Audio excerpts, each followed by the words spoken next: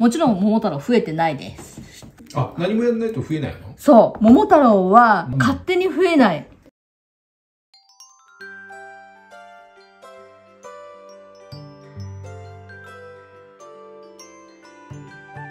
皆さんこんにちは。365日多肉生活のしょうこです。いつもご視聴いただきまして本当にありがとうございます。今日の動画はみんな大好き桃太郎です。桃太郎チャレンジで増やしてから1年間放置した現在の桃太郎たちはどうなったでしょうか。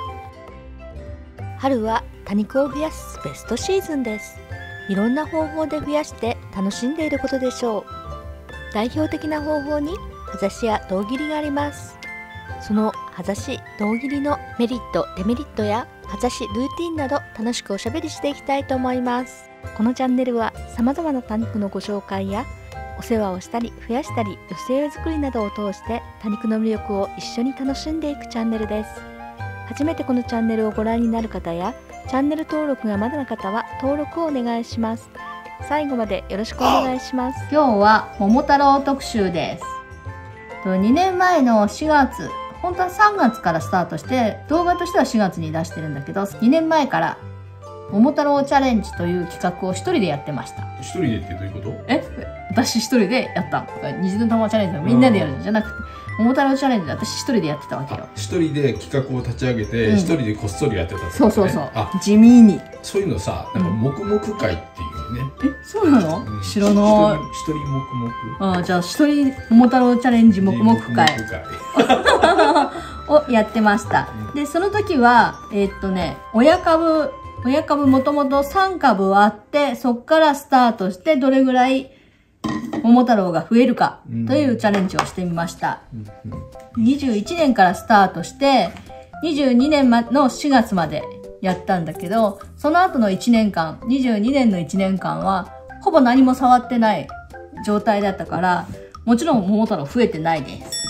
あ、何もやらないと増えないの？そう、桃太郎は、勝手に増えない品種。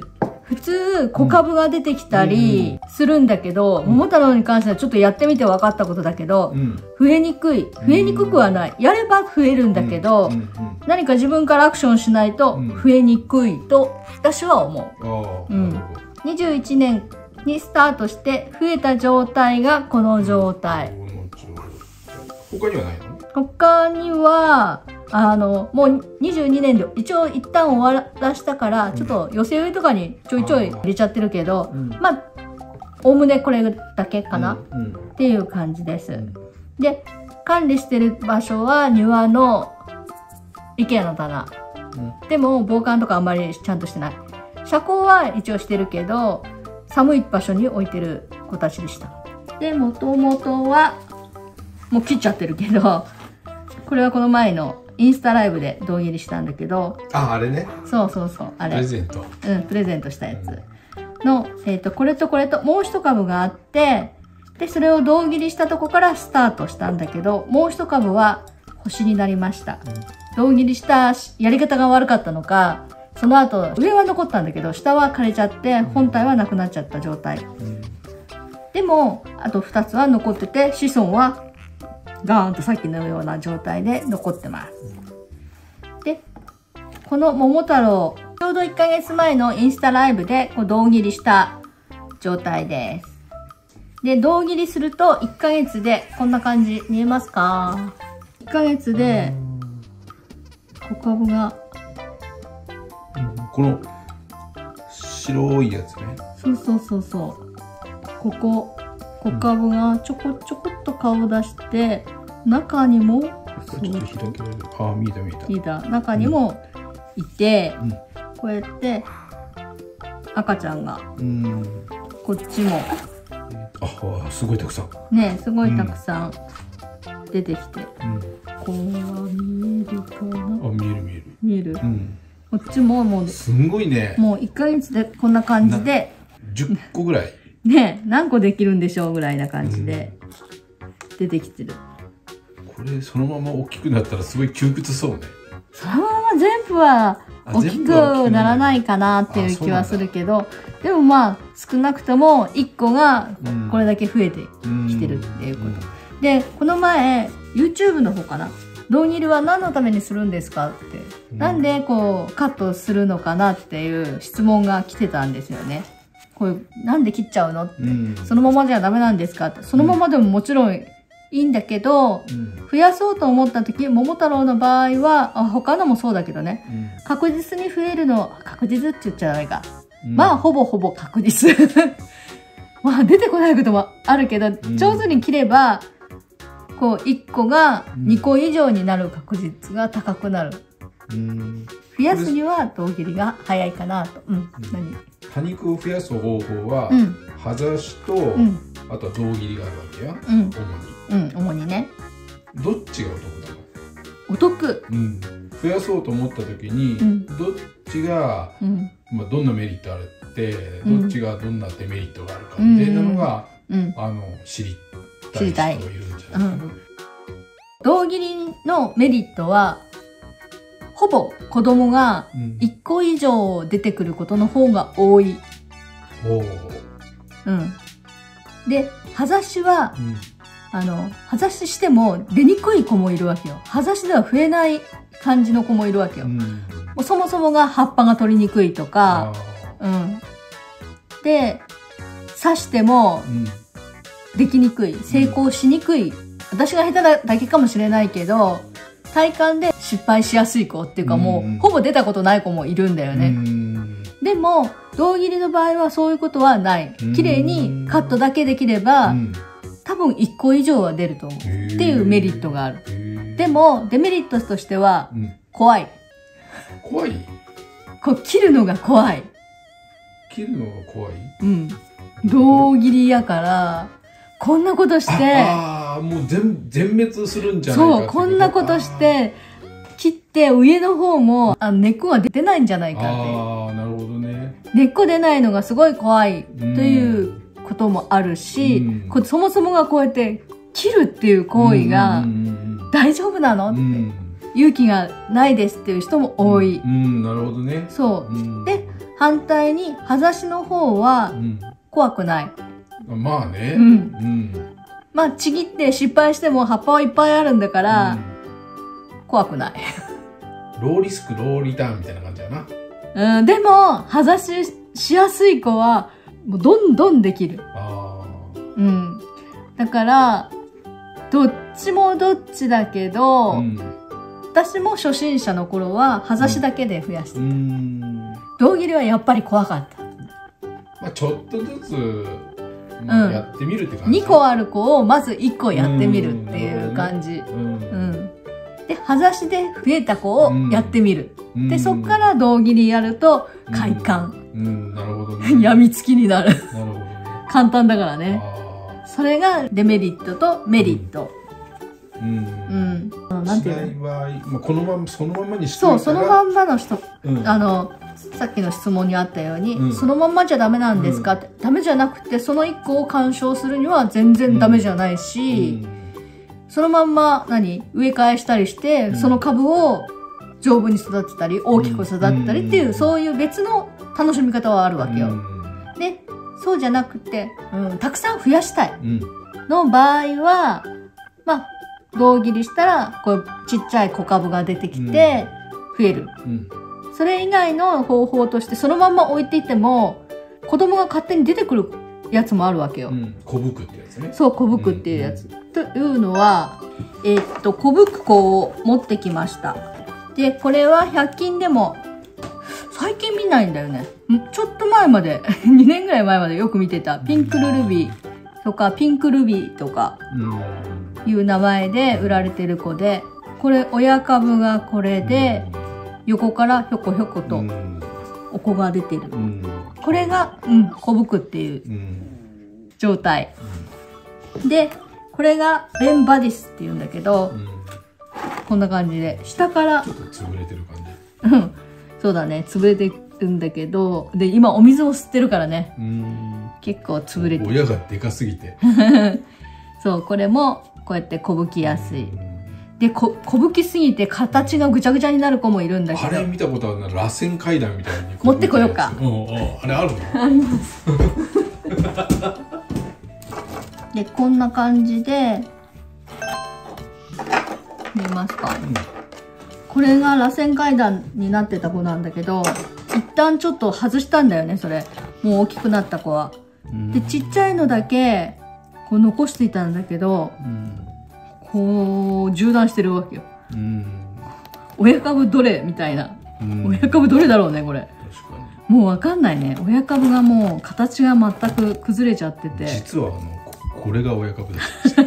ああ、そうかもね。わからないもんね。子供たちの方が元気。でもちっちゃい時は外せないから、ある程度大きくなるまで置いといて、それから外してるんだよね、いつも。で、こんな感じで、子株が、こういう、ここまで、このラインまで、あるんだよね。もう子株できすぎたら親株ぐちゃぐちゃになっちゃうパターンがある。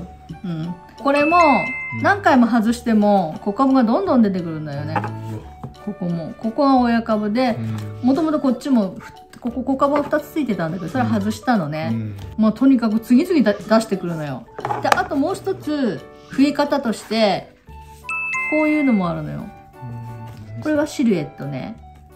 これ分頭って言って、見える？成長点が2個になる。あ、それは子株じゃないんだ。じゃなくて、成長点が2個に分かれる。あ、つむじが2つある。あ、そう。つむじ。まあ、そんな感じ。成長点が2つになって、株自体がこう分かれる。なんかね、毎年分かれる子もいるんだよね。毎年1個ずつこう分かれていく。まあそういういろんな増え方があるわけ。分かれたり、子株ができたりっていうのが簡単なんだけど、桃太郎の場合、あんまりそんなにならない。子株が出てこない。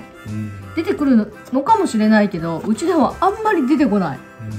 だから、1年間放置してたら、変わってない、数はね。ほぼ変わってない状態。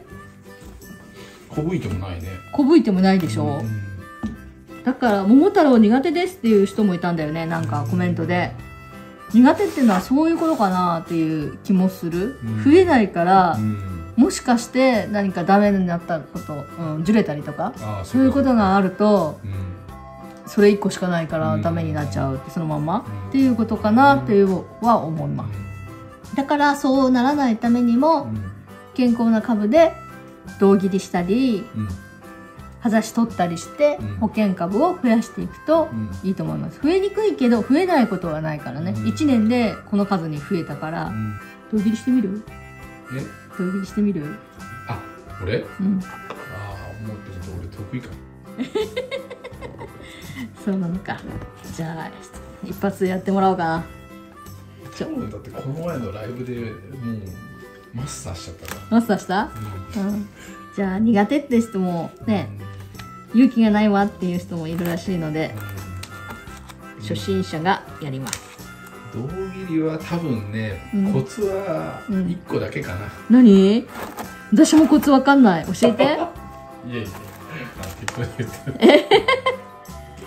ちょっとね、胴切りする前、私はちょっとこの枯葉取った方がいいなと思うんだよね。テグスとか、そういうの入れる位置が決まりやすいかなって。これがあるとどこに入れればいいのか分かんなくなっちゃうじゃんね。これで入れる場所分かる？分かるんだ。じゃあ解説しながらお願いします。はい、交代です。はい、じゃあ胴切りマスターが顔も取っちゃうぞ。顔やめて。胴切りはまずこの糸でやるのね。胴切りスティック。なんだっけ、胴切りスティック。胴切りスティック。これはまあ何でもいいんだよね。普通はこの糸で、例えば釣り糸とか、まあ頑丈な細い糸、それをなんかこう手で持ってこうやる、こう切る人も、糸で切る人もいるけど、それだと手が痛いからちょっとこの棒にくっつけてみました。1枚目だからどっちなんやろうってちょっと悩む時あるけど、まあ葉っぱって一枚飛ばしが正解かもしれない。そうなん？が痛いやっけ。あ、でもなんかそう言われてみたらなんとなく分かってきた。一枚飛ばしね。そうするとここは上だね。ここは上。だいたい1枚ずつ葉っぱが残った方が基本いいよね。ああ、そうするとこうやな。これが下でこれが上で、全く葉っぱが残らないと、その下はダメになる可能性が高くなる。なるほどね。こうになっちゃうからね、光合成ができなくなっちゃうから、葉っぱは1枚でも葉っぱを残した方がいいね。なくても大丈夫なんだけど、まあ理想は1周ぐらい残った方が。それでこれを切る時に、前ライブの時に失敗したのはこれで前やってた。これ全然切れなくって、で教えてもらったんだけど、やっぱ手はね、こう多肉に近ければ近いほどいいっていうんで、力が入る。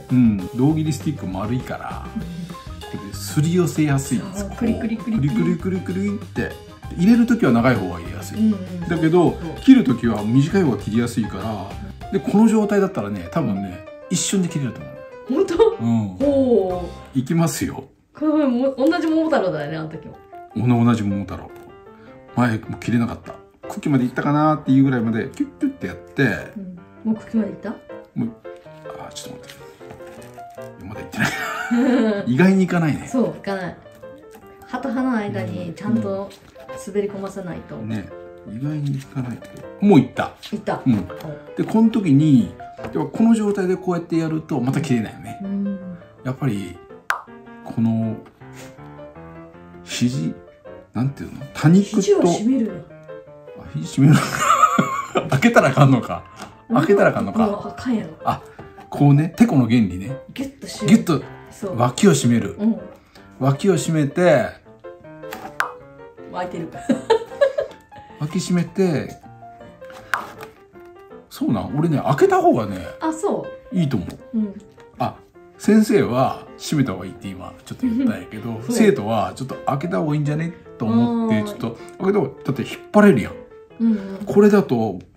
ああ、そうね。ギュッとやるまではそれでいいかもね。そうそう、ギュッとやるときはこれで、引っ張るときはこうやって思いっきり両方に引っ張る。蜂が見てる。怖い怖い怖い。いくで。いいよ。いいで。いく。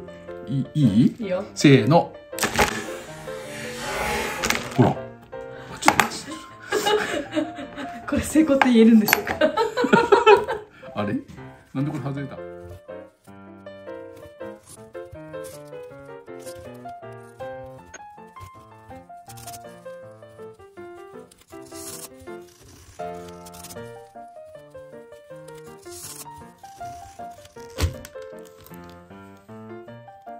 こんな感じ。脇を締めるとバーンってならない。お、割といい感じ。これすり傷っていうねんな。それはもう外さないとダメだね。こういう風にこうなんか転んで膝こうなったみたいなね。子供がね。でも切り口は綺麗だね。こういうのはもうちょっと外す。こんな感じ。これ何？成功？成功。あ、本当？普通成功か失敗かの差はよくわからない。成功成功。あ、そうなんや。よかった。で、一番下の葉っぱを外しちゃって葉差しにしていいと思います。これね。そうそうそう。簡単に取れるね。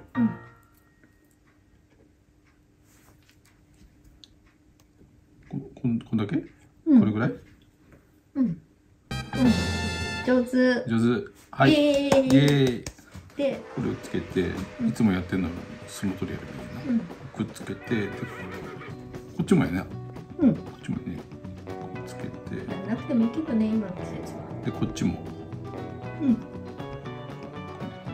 れ何のためにやるんだっけ？私は乾燥を早くするため。あ、乾燥を早くする。ほんでこれをしばらくこうやって逆さまに置いてるね、いつも。まあ、なんでもいいんだけど。そんなこういうところに置いてもいいの？いいけど、まあそこでいいんじゃない？分かんなくなるもんね。そうそうそう。そんな感じで成功。はい。縦に入れる。これは小スペースで。私の受け入れ。小スペースで。これもうちょっと倒す。あ、そうなの？まあ直角じゃあかんない。深くなっちゃうとあんまり深くならん方がいいんや。なるべくね。まあまあのところで、入る範囲で。はい、完成。ありがとう。あとのこの子たちは綺麗にお掃除をして、冬の間寒さで霜焼けになったりしてるんだよね。ああ、そう、霜焼けなの。そう霜焼けだから、これもちょっと胴切りしてリフレッシュさせてあげた方がいいかなという感じです。この親株とか大きい株、そういう時も胴切りは効果的なのね。そうリセットになるから。で葉っぱの先がこういうところはまあそのうち成長とともに下葉になってカリカリになってなくなっちゃうから、まあいっちゃいいんだけど、まあ春のこのタイミングで綺麗にするのもあり。でこうやってもうカリカリになった花芽は取っちゃう。でこれはそういうお手入れをします。これ今葉ざしの葉っぱこれつけっぱなしだったの。もう1年以上もうミイラになっちゃってる。これ親葉です。こんな感じでつけたまんま私は鉢上げします。この葉ざしの順番としては正解とか不正解とか全然ないんだけど、まず葉ざしはこういうちっちゃいポットにさせるだけ刺して、で全部が成功するとは限らないから、その間ちょっと根っこしか出なかったイカさんとか、そういうのは捨てちゃったり、根っこしか出ないやつがあるんだよね。根っこは育つんだけど、新芽が出てこない。新芽が出ないのイカっていうのね。そう、イカみたいな形だから。あと葉っぱのところから足が出てる。イカみたいな子は、それは次の鉢上げの段階ではもう処分しちゃう。あとね、ちょっと質問があるんだけど、黒いこのポットにさせるだけっていうのは、今5枚刺してるやん。させるだけっていうのはどれぐらいまで可能なの？させるだけってこれ私はケチだからこう詰め詰めに。じゃあ何枚ぐらい刺すの？葉っぱの大きさによるけどね。これぐらいの大きさやったらまあ10枚ぐらい。10枚無理か。8枚ぐらいかな。結構たくさん。本当は3枚ぐらいがいいですねっていう風な感じで言ってる人が多いけど、私ケチだから葉っぱも捨てたくないし場所も少ないから、とにかくさせるだけ刺してる。それでも育ってるんや。育てる。でそれでまあある程度いい季節になった時には、取って、それをプラムトレー。プラムトレーね。第2段階としてプラムトレーに入れる。